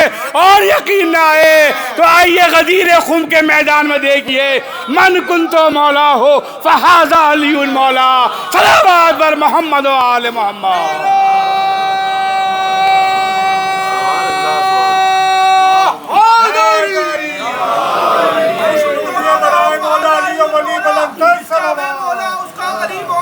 علی کی بادشاہی ہے، علی اس میں الہی ہے، ہر ایک میزان پہ تولا، زباں کے ساتھ دل بولا، علی مولا، علی مولا، علی فلک بولا، علی مولا، علی مولا، یہ منبر پہ نبی بولا، علی مولا، علی مولا، ستارہ ٹوٹ کر بولا، علی مولا، علی مولا، علی دیوار کر بولا، علی مولا، علی مولا، نعرہ حیدری، یا علی، نعرہ سلوات، تو عزیزان محترم، میں یہ عرض کر رہا تھا، ہمارا جو جسم کا نظام ہے بتائے گا کہ بادشاہ کا کام کیا ہے اور وزیر کا کام کیا ہے۔ یہ چھوٹا سا دماغ ہے، یا آج کی سائنس یہ کہتی ہے کہ دنیا کی جتنی مشینریز ہیں ان سب کا مرکز و محور یہی دماغ ہے، ان کا ایجاد کرنے والا یہی دماغ ہے۔ اگر یہ دماغ نہ ہوتا تو کچھ نہ ہوتا۔ اس کے اندر ٹیپ ریکارڈ بھی ہے، اس میں وی سی آر بھی ہے، اس میں وی سی پی بھی ہے، اس میں کیمرے بھی ہیں، اس میں لائٹ بھی ہے، یہ ٹیپ بھی کرتا ہے، یہ لہروں کو محفوظ بھی کرتا ہے، تمام چیزیں اس میں موجود ہیں۔ آپ جتنی بھی ترقیاں دیکھ رہے ہیں، جو پانی کے جہاز ہیں، ہوائی جہاز ہیں، راکٹ ہیں، جتنی سائنس ترقی کر رہی ہے، کیمیکل ویپنز ہیں، ایٹمک ہتھیار ہیں، ان سب کا مرکز و محور یہی دماغ ہے۔ اس میں ٹرانزسٹر بھی ہے، اس میں ٹرانسمیٹر بھی ہے، اس میں الیکٹرو میگنیٹک پاور ہاؤس بھی ہے، یہ لہروں کو کیچ بھی کرتا ہے، یہ لہروں کو نشر بھی کرتا ہے، یہ کمزور لہروں کو طاقتور بھی بناتا ہے، سب کا مرکز دماغ۔ اور آج سائنس یہ کہتی ہے اس دماغ میں 12 ملین سیل پائے جاتے ہیں۔ توجہ چاہوں گا، اہل علم کا مجموعہ ہے، اس دماغ میں 12 ملین سیل پائے جاتے ہیں۔ اور آج تک جتنی تحقیق ہوئی ہے، اب تک جتنی تحقیق ہوئی ہے، سن 2023 تک، ابھی تک صرف 7%، 12 ملین کا 7% سیل استعمال میں آئے ہیں۔ یہ جو کچھ آپ دیکھ رہے ہیں ترقیاں، یہ سب 12 ملین سیل میں سے 7% سیل کا اثر ہے۔ یہ میں سائنس کی بات کر رہا تھا، آئیے میں مربوط کر دوں اس کو، معصوم کی حدیث ہے۔ معصوم کی حدیث ہے، جب آخری ہمارے ہادی کا ظہور ہوگا تو جتنے حروف ہیں، حروف تہجی 26 ہیں، ابجد حوض ہتی کلمن، یہ 26 حروف معصوم فرماتے ہیں۔ جب امام کا ظہور ہوگا تو صرف 2 حروف تک کا علم جو ہے وہ کہنا چاہیے اس وقت تک مکمل ہوا ہوگا، یعنی 2 حرف، 26 حروف میں سے 2 حروف کا علم جو ہے امام کے ظہور تک اس منزل پر ہوگا کہ جس کی بنیاد پر تمام ترقیاں وجود میں آئی ہیں۔ یہ باقاعدہ معصوم کا قول ہے، اور یہ میں سائنس پیش کر رہا ہوں کہ 12 ملین سیل ہیں، ان 12 ملین سیل میں 7% سیل آپ کے استعمال میں آئے ہیں۔ آپ آسمان پر جہاز اڑا رہے ہیں، پانی کے جہاز زمین پر چلا رہے ہیں، راکٹ آپ کے پاس ہیں، میزائل آپ کے پاس ہیں، ایٹم آپ کے پاس ہے، ہر شے آپ کے پاس موجود ہے۔ 12 ملین سیل میں سے 7% سیل صرف آپ کے استعمال میں ہیں۔ اب عزیزان محترم، یہ 7% سیل ہیں، اور ان میں ایک علم جو ہے وہ آج کل بہت ترقی کر رہا ہے، اس کو کہتے ہیں ٹیلی پیتھی۔ ٹیلی پیتھی کیا ہے؟ اس کو اردو میں کہہ سکتے ہیں ارتکاز توجہ۔ ارتکاز توجہ، مثال کے طور پر جیسے کہ میں چلا گھر سے تو میرے ذہن میں خیال آیا کہ مولانا رئیس صاحب نہ معلوم شکارپور میں ہیں یا دہلی چلے گئے، ان سے مجھے بات کرنی تھی، ان سے مجھے ملاقات کرنی تھی۔ اب کچھ دیر کے بعد میں ان سے ملاقات ہو گئی، اور میں نے کیا کہا کہ آپ کی عمر بہت لمبی ہے، ابھی میں آپ کے بارے میں سوچ ہی رہا تھا۔ انہوں نے بھی کہا میں بھی آپ کا ذکر سوچ رہا تھا، میرے دماغ میں ہوا کہ میرے دماغ سے جو ویوز نکلی وہ ان کے دماغ کی لہروں سے ٹکرائیں، میرے ذہن میں ان کا خیال آیا، ان کے ذہن میں میرا خیال آیا۔ اسے کہتے ہیں ارتکاز توجہ یا ٹیلی پیتھی، اور اس پر آج کل بہت کام ہو رہا ہے۔ بڑے بڑے جو سفارت خانے ہیں ان سب سفارت خانوں میں اس کے ماہرین موجود ہیں اور جو ٹیلی پیتھی کے ذریعے اپنے دماغ کے خیالات کو دوسرے پر منتقل کرتے ہیں۔ بلکہ لوگ تو یہاں تک کہہ رہے ہیں، ابھی میں اس کو اعتماد کے ساتھ نہیں کہہ سکتا، کہ ایک زمانہ شاید وہ آ جائے کہ ٹیلی پیتھی اتنی ترقی کر جائے، ارتکاز توجہ، کہ جس کے ذریعے پھر ذاکر کو پڑھنے کی بھی ضرورت نہیں ہے، ممبر پر آیا اور ایک نظر مجمع کو دیکھا اور جو کچھ وہ کہنا چاہتا تھا سب آپ کے ذہن میں اتر گیا۔ اور باقاعدہ یہ باتیں تو ثبوت کے پائے تک پہنچ چکی ہیں، میرے پاس اس کی کٹنگ موجود ہے اخبار کی، کہ ایک ملک میں ایک شخص جو ہے وہ امتحان دے رہا ہے اور دوسرے ملک میں جو ٹیلی پیتھی کا ماہر ہے اس کو امتحان کا پرچہ باقاعدہ حل کرا رہا ہے، پورا پرچہ اس نے حل کرا دیا۔ تو عزیزان محترم، ٹیلی پیتھی یہ وہ علم ہے جس کے ذریعے ہم اپنے خیالات و جذبات و احساسات کو دوسرے کے ذہن میں منتقل کر سکتے ہیں۔ سب سے سیف سائڈ ہے اس علم کی، یعنی جو بھی چیز آپ بھیجیں گے کمیونیکیشن کے ذریعے، آپ میل کریں گے، آپ فون کریں گے، آپ کچھ بھی کریں گے، وہ چیز پکڑ میں آ سکتی ہے، لیکن جب ذہن کے ذریعے خیالات کو منتقل کیا جائے گا اس کو کوئی نہیں پکڑ سکتا۔ اس پر بڑی توجہ ہو رہی ہے، اس پر لوگ باقاعدہ بہت کوششیں کر رہے ہیں۔ تو عزیزان محترم، میں ایک سوال کر رہا ہوں اس ٹیلی پیتھی کے توسط سے، کہ آج کا شرابی اور کبابی سائنسداں 7% سیل پر اختیار حاصل کرنے کے بعد اگر اپنے خیالات کو دوسرے انسان پر منتقل کر سکتا ہے، تو میرا وہ امام جس کے 100% سیل سرگرم عمل ہو، اگر وہ غیبت کے پردے میں بیٹھ کر ہدایت کا کارواں اتار دے تو اس میں تعجب نہیں ہونا چاہیے۔ صلوات بر محمد و آل محمد۔ یہ وہ امام ہے کہ جس کے 100% سیل جو ہیں وہ سرگرم عمل ہیں، اگر وہ پردہ غیبت میں بیٹھنے کے بعد ہدایت کا کارواں اتارتا چلا جائے، پوری دنیا ہدایت پاتی چلی جائے، تو اس میں تعجب نہیں کرنا چاہیے۔ اور ہاں عزیزان محترم، کسی سے ہدایت لینے کے لیے نہ دیکھنے کی ضرورت ہے، نہ زمانے کی ضرورت ہے، نہ زبان کی ضرورت ہے، ٹائم اور اسپیس کی ضرورت ہی نہیں ہے اگر آپ صحیح معرفت حاصل کرنا چاہتے ہیں۔ اور میں دلیل پیش کر رہا ہوں، ہمارے اور آپ کے 5ویں امام، امام محمد باقر علیہ السلام، امام مسجد نبوی میں تشریف فرما ہیں۔ امام کے صحابی ہیں جن کا نام ہے ابو بصیر، یہ بڑے پائے کے صحابی ہیں، اور چوتھے اور 5ویں امام سے تقریباً 30,000 احادیث انہوں نے نقل کی ابو بصیر نے۔ یہ وہی ابو بصیر ہیں جو ایک مرتبہ گریہ کر رہے تھے مصائب پر، امام نے کہا کہ تم گریہ نہیں کر رہے ہو۔ ابو بصیر امام کے ساتھ مسجد نبوی میں ہے، 5واں آقا مسجد میں بیٹھا ہوا ہے، نماز کا وقت قریب ہے۔ ایک مرتبہ امام نے ابو بصیر سے کہا، ابو بصیر ذرا تم اس دروازے کے سامنے چلے جاؤ، جو یہ مین دروازہ ہے مسجد کا، میں ستون کے سامنے کھڑا ہوں، جو بھی مسجد میں نمازی آئے اس سے یہ سوال کرنا کہ کیا تم نے امام محمد باقر علیہ السلام کو دیکھا ہے؟ اب جیسے ہی یہ کہا تو ابو بصیر مسکرائے، کہا مولا آپ سامنے کھڑے، آپ سامنے کھڑے، اور جو بھی سامنے سے آئے گا سب سے پہلے آپ پر نظر ہوگی، بس فوراً امام نے کہا جو میں کہہ رہا ہوں اس پر عمل کرو۔ ابو بصیر کانپنے لگے، کہا مولا میں تو معروضی حالات کو دیکھ کر یہ سوال کر رہا تھا۔ امام نے کہا جو میں کہہ رہا ہوں وہ کرو۔ اب دیکھیے وہ کہتے ہیں ابو بصیر کہ میں دروازے پر گیا، میرا امام سامنے ستون پر کھڑا تھا، بیٹھے بھی نہیں تھے، کھڑے تھے۔ جو بھی نمازی مسجد میں داخل ہوا ہر ایک سے ابو بصیر نے سوال کیا، کیا تم نے امام کو دیکھا؟ کیا ہمارے 5ویں امام کو دیکھا؟ آ رہا ہے، نظریں سامنے ہیں، اور کہتا ہے میں نے نہیں دیکھا، میں نے نہیں دیکھا۔ جتنے آنے والے تھے نمازی سب نے کہا ہم نے امام محمد باقر علیہ السلام کو نہیں دیکھا۔ اب یہ دیکھ کر بڑے تعجب میں سے ابو بصیر آنکھوں والے ہیں، صاحب بصارت ہیں، امام سامنے کھڑا ہے اور کہہ رہے ہیں ہم نے نہیں دیکھا۔ کچھ دیر میں کیا دیکھا؟ ابو ہارون مکی، یہ نابینا صحابی جن کی دونوں آنکھوں سے نظر نہیں آتا تھا، ہاتھ میں چھڑی لیے ہوئے زمین کے نشیب و فراز کو محسوس کرتے ہوئے جیسے ہی مسجد کی سیڑھی پر بڑھے، مسجد کی سیڑھی پر چڑھے تو ایک مرتبہ ابو بصیر آگے بڑھے اور ابو ہارون مکی سے کہتے ہیں، ابو ہارون مکی کیا تو نے ہمارے 5ویں امام کو دیکھا ہے؟ ابو ہارون مکی جیسا نابینا صحابی ایک مرتبہ مسکراتا ہے اور کہتا ہے مجھ سے مذاق کر رہے ہو؟ میرا امام وہ سامنے کھڑا ہے۔ صلوات بر محمد و آل محمد۔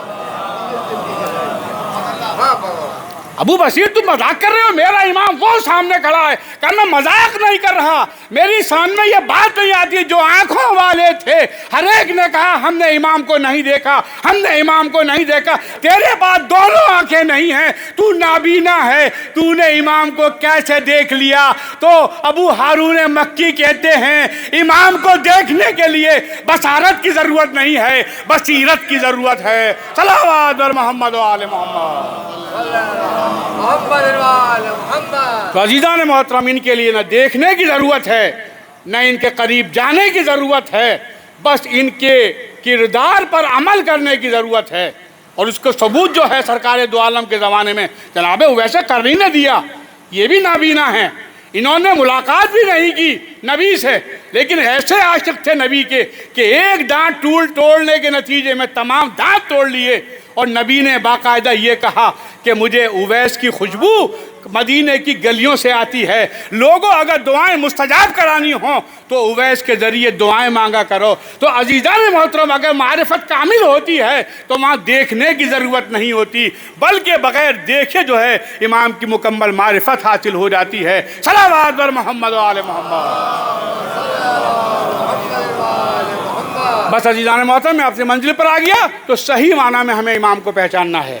اور آج کل تو دنیا بہت آگے بڑھ گئی، بہت آگے بڑھ گئی۔ ابھی میں ایک ہفتے پہلے اخبار میں پڑھ رہا تھا ڈاکٹر صاحب، ایک میں نے ہندی کے اخبار میں پڑھ رہا تھا کہ جو دلی کا ایمس ہسپتال ہے وہاں پر ایک سینٹر قائم کیا گیا ہے، ایک نئی کہنا چاہیے کہ ایک نیا علم ہے، اب کافی پرانا ہو گیا، یہاں بھی آ گیا، آپ کے دلی میں بھی موجود ہے، جس کا نام ہے روبوٹک سرجری۔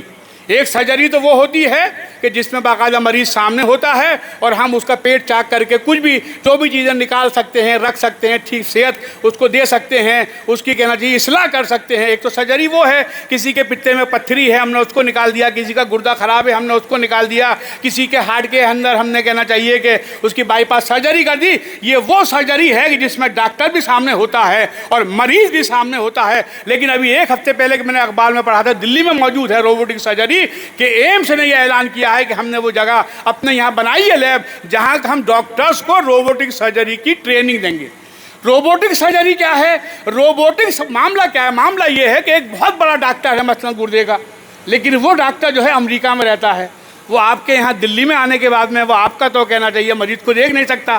تو اب آج کے زمانے میں ضرورت ہے، آج کے زمانے میں ضرورت ہے کہ اس ڈاکٹر سے استفادہ کیا جائے۔ اس استفادے کے لیے اب نیا طریقہ ایجاد کیا گیا، وہ ہے روبوٹک سرجری۔ اگر کوئی ڈاکٹر 7 سمندر پار ہے، امریکہ میں ہے، اور مریض دلی کے اسپتال میں ہے تو وہاں بیٹھا بیٹھا وہ دلی کے مریض کا آپریشن کر دیتا ہے۔ روبوٹ کی مدد سے وہ 7 سمندر پار بیٹھا ہوا ڈاکٹر جو ہے وہ دلی کے اسپتال کے مریض کا آپریشن کر لیتا ہے۔ تو عزیزوں، جب 12 ملین سیل میں ابھی 7 ملین سیل نے 7% سیل نے کام کرنا شروع کیا ہے، ایک ڈاکٹر جو ہے 7 سمندر پار ہونے کے بعد اگر آپ کے مرض کی اصلاح کر سکتا ہے تو میرا وہ امام جو 100% سیل کا مالک ہو وہ پردے غیبت میں بیٹھ کر پورے کائنات کی ہدایت کیوں نہیں کر سکتا؟ صلوات بر محمد و آل محمد۔ بس معاملہ یہ ہے کہ صحیح معنی میں امام کو پہچانا جائے۔ ہم امام کو نہیں پہچانتے، امام کے دشمنوں کو پہچاننے کی کوشش کرتے ہیں۔ ابھی کوئی انسان غلطی کر دے، آپ نے کہا یہ کیا ہوا؟ کہا شیطان نے بہکا دیا۔ یہ جواب ہوتا ہے نا، شیطان نے بہکا دیا۔ آپ نے دلی میں کسی سے سوال کیا یہ تم نے کیا کیا؟ کہ شیطان نے بہکا دیا۔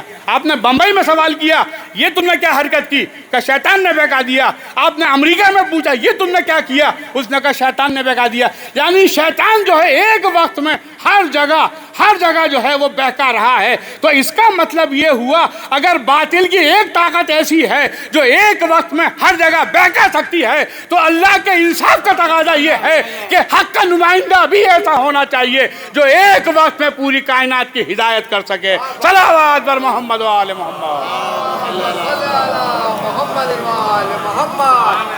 بس ارباب اعضاء، یہ امام منتظر ہے کہ امام کو حکم خدا مل جائے ظہور کے لیے۔ اور عزیزان محترم، میں نے پچھلی مجلسوں میں بھی ایک مثال دی ہے، میں پھر دینا چاہتا ہوں چھوٹے بھائیوں کے لیے جو مجھ سے بزرگ افراد ہیں، میرے بھائی میرے ہم عمر ہیں، مجھ سے بہتر جانتے ہیں کہ امام کا انتظار کس طرح کیا جائے۔ امام کا انتظار اس طرح نہیں کہ ہم امام کو مانتے ہیں ہم امام کی محفل کرتے ہیں، ہم امام حسین کا ماتم کرتے ہیں، ہم شاعری کرتے ہیں، نوحہ لکھتے ہیں، یہ امام کا ماننا نہیں ہے، بلکہ جو امام کی سیرت ہے اپنے اخلاق و کردار کو امام کے اخلاق و کردار میں ڈھالتے چلے جاؤ، جیسے جیسے ڈھلتی چلی جائے گی سیرت، کوئی سلمان بن جائے گا، کوئی مقداد بن جائے گا، کوئی قمبر بن جائے گا۔ تو عزیزان محترم، جیسا امام کا کردار ہے ویسا کردار ہونا چاہیے۔ اور میں یہاں مثال دیا کرتا ہوں، امام کا انتظار ایسے نہیں کہ روزانہ مسجدوں میں کہا کہ مولا ہم آپ کا انتظار کر رہے ہیں ہم آپ کا انتظار کر رہے ہیں، بلکہ امام کا انتظار ایسا ہونا چاہیے جیسے ایک انسان پلیٹ فارم پر کھڑے ہو کر اپنی ٹرین کا انتظار کرتا ہے۔ توجہ چاہوں گا میں، جب آپ پلیٹ فارم پر جاتے ہیں، مثلاً محمد رضا صاحب کو، ڈاکٹر صاحب کو دلی سے لکھنؤ جانا تھا، یہ دلی کے باقاعدہ اب اسٹیشن پر پہنچے، ریلوے اسٹیشن پر پہنچے، نئی دلی اسٹیشن پر پہنچے، انہیں کس بات کا انتظار ہے؟ انہیں انتظار ہے اس ٹرین کا جو ٹرین ان کو لے کر جائے گی لکھنؤ، ان کا ریزرویشن ہے۔ اب آپ یہ بتائیے ان کا عمل کیا ہوگا؟ یہ ٹرین سامنے سے آ رہی ہے، ٹرین جو ہے سامنے سے آنے والی ہے، انہیں سوار ہونا ہے، کہ یہ سامنے دیکھیں گے یا ادھر دیکھیں گے؟ یہ ادھر ہی دیکھیں گے جدھر سے ٹرین آئے گی۔ ان کے کان جو ہے کچھ اور نہیں سنیں گے، ٹرین کی آواز کے منتظر ہوں گے۔ یہ موزے پہن رہے ہیں، سوچا موزہ اتار دوں، گرمی لگ رہی ہے، لیکن پھر خیال آیا 1 منٹ کا اسٹاپ ہے، اگر موزہ پہننے میں دیر ہو گئی تو ٹرین آ کر چلی جائے گی۔ یقیناً جدھر سے ٹرین آ رہی ہے یہ ادھر دیکھ رہے ہیں، ان کے کان بھی اسی طرف متوجہ ہیں، ان کے ہاتھ سامان اٹھانے کے لیے تیار ہیں، قدم ٹرین پر سوار ہونے کے لیے تیار ہیں، یعنی مکمل جسم جو ہے وہ ٹرین کا انتظار کر رہا ہے۔ آنکھیں بھی منتظر ہیں، ہاتھ بھی منتظر ہیں، پیر بھی منتظر ہیں۔ بس اسی طرح سے امام کا انتظار ہونا چاہیے۔ ہماری آنکھیں وہ منظر دیکھیں جو امام کو پسند ہو، ہمارے ہاتھ وہ کام کریں جسے امام پسند کریں، ہمارے قدم ادھر اٹھیں جدھر ہمارا امام چاہتا ہو۔ صلوات بر محمد و آل محمد۔ بس ارباب اعضاء، اور جب امام کا ظہور ہوگا تو باقاعدہ انتقام کا سلسلہ شروع ہوگا۔ یہ نادان لوگ ہیں جو ہم سے یہ پوچھتے ہیں کہ اگر انتقام لینا تھا تو چوتھے امام نے کیوں نہیں لیا، اگر انتقام لینا تھا تو چھٹے امام نے کیوں نہیں لیا، اگر انتقام لینا تھا تو 8واں امام تو ولی عہد تھے، ان کو انتقام لینا چاہیے۔ عزیزو، اگر اور امام امتحان لے لیتے، انتقام لے لیتے تو یہ صدام بچ جاتا، ذاکر نائک بچ جاتا، آج کے یزیدی بچ جاتے۔ انتقام آخری امام پر اس لیے رکھا تاکہ تمام یزیدی پیدا ہو جائیں، پھر جب امام کی تلوار چلے گی ہر ایک سے انتقام لیتی ہوئی نظر آئے گی۔ بس ارباب اعضاء، یہ تلوار امام کی ذوالفقار جو ہے اس بات کی منتظر ہے کہ باقاعدہ اذن ظہور ہو جائے تو پھر میں علی اکبر کے خون کا انتقام لوں، میں علی اکبر کی جوانی کا انتقام لوں، میں قاسم کے پامال جسم کا انتقام لوں۔ ہاں ارباب اعضاء، میرا امام جو ہے وہ تڑپ رہا ہے پردہ غیبت میں انتقام لینے کے لیے۔ زینب کی ردا کا انتقام لینا ہے، سکینہ کے گوشواروں کا انتقام لینا ہے، عباس کے کٹے ہوئے شانوں کا انتقام لینا ہے، قاسم کے پامال جسم کا انتقام لینا ہے، علی اصغر کی ڈھلی ہوئی گردن کا انتقام لینا ہے۔ اور ہاں عزادارو، یہ ایک مومنہ کے ایصال ثواب کی مجلس ہے۔ عزادارو، کل چہلوم ہونے والا ہے، اور کل جب چہلوم ہوگا تو مرحومہ کی فاتحہ ہوگی اور اہل بیت اطہار کی نذر ہوگی، لیکن ایک تیسرا لفظ اور ہمارے یہاں استعمال ہوتا ہے، وہ ہے حاضری۔ توجہ چاہوں گا، بس میں مجلس اسی پہ تمام کر رہا ہوں۔ ایک ہے فاتحہ، دوسرے ہے نذر، اور تیسرے حاضری۔ یعنی جب مردے کی فاتحہ دی جاتی ہے اس کو ہم فاتحہ کہتے ہیں، جب اہل بیت اطہار کی ہم فاتحہ پڑھتے ہیں اس کو ہم نذر کہتے ہیں۔ لیکن جب جناب عباس کا معاملہ آتا ہے تو اب اس کو نہ نذر کہتے ہیں نہ فاتحہ کہتے ہیں، بلکہ اس کو حاضری کہتے ہیں۔ وجہ کیا ہے اس کی وجہ کیا ہے؟ اس کی وجہ یہ ہے کہ میرا وقت کا امام جو پردے غیبت میں ہے، امام فرماتے ہیں جب میرے چچا عباس کی کہیں پر نذر ہوتی ہے تو میں وہاں پر حاضر رہتا ہوں۔ توجہ چاہوں گا، जहाँ जनाब अब्बास की नज़र होती है, इमाम फरमाते हैं मैं वहाँ पर हाजिर रहता हूँ। क्योंकि इमाम हाजिर रहते हैं इसीलिए उसे हाजिरी कहते हैं। आपने मुहर्रम कहलू में सुना होगा कि हमारे घर हाजिरी है। जब जनाब अब्बास की नज़र होती है उसे हाजिरी कहा जाता है। किसी ने सवाल किया, मौला ये बताइए कि आप चचा अब्बास की नज़र में क्यों पहुँचते हैं? और भी तो करबला के शहीद हैं, अली अकबर भी शहीद हैं, अली असगर भी शहीद हैं, कासिम की भी शहादत हुई है। तो जरा मौला का जवाब सुन लीजिए। मौला फरमाते हैं, पर्दे का इमाम फरमाते हैं कि हर करबला के शहीद का जख्म मेरे सीने पर है, लेकिन जैसा जख्म मेरे चचा अब्बास ने दिया वैसा कोई और जख्म नहीं है। लोगों ने सवाल किया, मौला अब्बास का जख्म इतना गहरा क्यों है? कहा अब्बास का जख्म ऐसा जख्म है कि इधर अब्बास की शहादत हुई, उधर मेरी फुफियां बेमकनो चादर हो गई, ज़ैनब के सर से रिदा छुनी, उम्मे कुलसूम बेरिदा हो गई। हाँ अरबाबे अज़ा, मैंने किसी किताब में पढ़ा है, हमारे अल्लामा खामनाई साहब जो हैं, जब मौला अब्बास की ज़ियारत के लिए जाते हैं, अल्लामा खूई साहब के लिए सुना है कि जब जनाब अब्बास की ज़ियारत के लिए हरम में जाते थे तो जो ज़ियारत हम पढ़ते हैं वही ज़ियारत वो भी पढ़ते हैं। अस्सलाम वालेकुम अय्युल अब्दुस्सालिह मुतिउल्लिल्लाह, पूरी वही ज़ियारत है। लेकिन अजीज़ो दो जुमले उसमें वो इजाफे के साथ पढ़ते थे। अल्लामा खूई मरहूम जनाब अब्बास के हरम में जाकर मौला अब्बास की कब्र पर दो जुमले अली मजीद पढ़ते थे। वो जुमले सुन लीजिए। एक जुमला था, अस्सलामु अलैका या शबाबल हुसैन, ए हुसैन की जवानी तुझ पर मेरा सलाम। अरे जब तक जिंदा था मेरा आका जवान था, और जैसे ही अब्बास शहीद हुए इमाम ने मरसिया पढ़ा, अल्लाह इनका सरा ज़ाहरी, भैया तेरी शहादत ने हुसैन की कमर तोड़ दी। और हाँ मातमदारो, दूसरा जुमला है अस्सलामु अलैका शबाबल हुसैन, अस्सलामु अलैका या हिजाब ज़ैनब, ए ज़ैनब के पर्दे अब्बास तुझ पर मेरा सलाम हो। जब तक अब्बास जिंदा रहे ज़ैनब के सर पर रिदा थी, इधर अब्बास के बाजू कलम हुए, ज़ैनब उम्मे कुलसूम बेरिदा हो गई। बस अज़ादारो मजलिस तमाम हो रही है, आपने मौला को पुरसा दिया। अज़ादारो बस एक छोटी सी रिवायत है, उसी पर मजलिस तमाम कर दूंगा। मातमदारो, हमारे यहाँ 2 तारीखें हैं जो जनाब अब्बास से मंसूब हैं। हमारे कस्बे में 9 तारीख है, लेकिन बाकी जगहों पर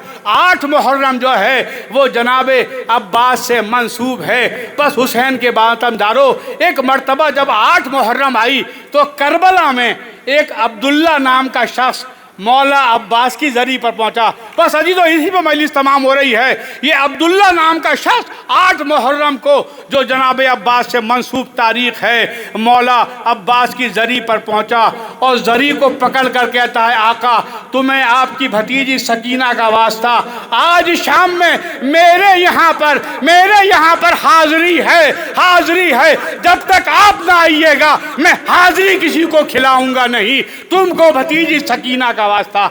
बस अजीजों, ये अब्दुल्ला दुआ करके आया, इमाम से दुआ करके आया और आने के बाद बीवी से कहा, आज घर में ख़ास ख्याल रखना, गाजी का मामला है, गाजी की नज़र का मसला है, हुजरे को पाक और साफ करना, तहारत का ख़ास ख्याल रखना, मेरा गाजी का आने वाला है। बस अज़ादारो, उस मोमिना ने घर की सफाई की, हुजरे में नज़र का सामान रखा गया। शाम का वक्त हुआ, करबला के लोगों से कहा, आज मेरे घर गाजी की हाजिरी है, तुम सबको आना है। अज़ादारो, लोग आने शुरू हुए, लोग आते गए। अब इसको इंतजार जो है मौला अब्बास का है। मैं सकीना का वास्ता देकर आया हूँ, मेरा गाजी जरूर आएगा, मेरा गाजी सकीना के वास्ते से जरूर आएगा। बस अज़ादारो, लोग आए, जमा होने शुरू हुए, लेकिन इसने देखा कि अभी आका नहीं आए। मगरिब का वक्त गुजर गया, इशा का वक्त गुजर गया। लोगों ने कहा हमको और काम भी हैं, हमें और जगह भी जाना है।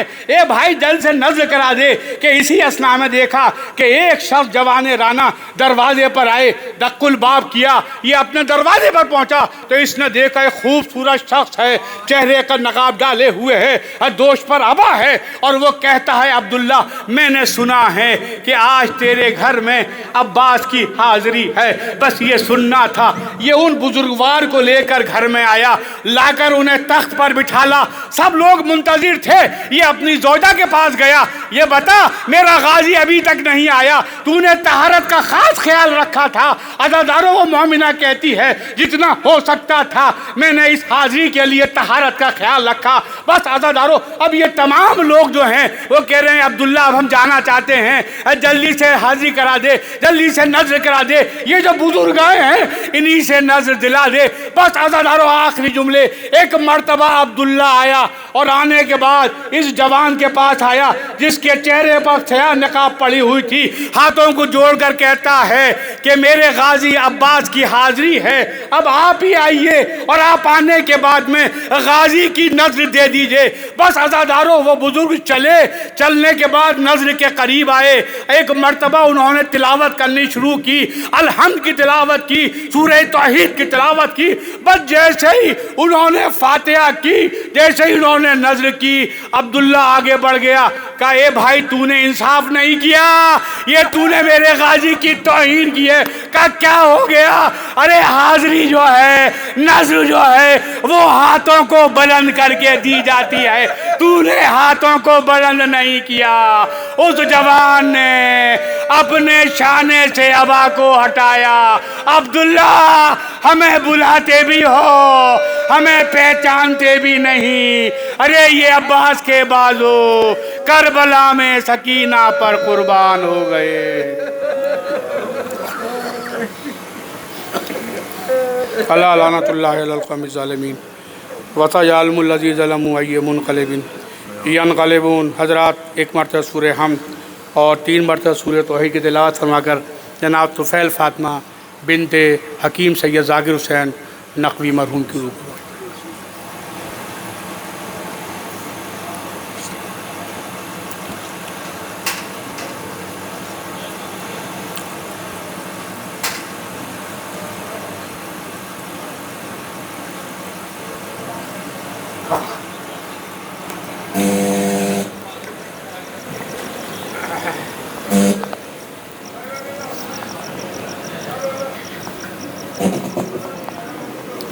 السلام علیکم یا ابا عبداللہ